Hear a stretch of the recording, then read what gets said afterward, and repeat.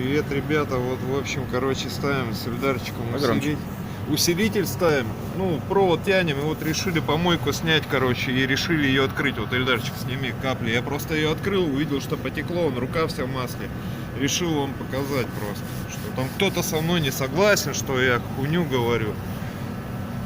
Вот, она, по-моему, сколько? Ну, месяц, наверное, да? Вроде? Ну, недели 3, короче, 1000 где-то проехал. Вот смотрите. Ну, открываем, снимай пониже. Ага.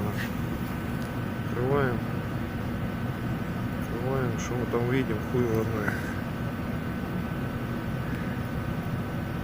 Все в масле видно. Вот она, родная. Вот оно, ребята.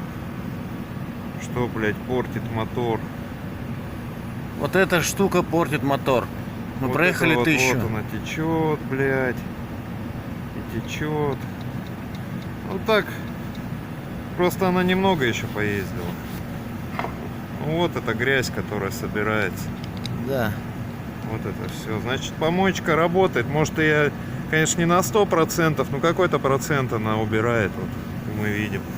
Да, и причем, смотрите, какая черная аж прям. Да.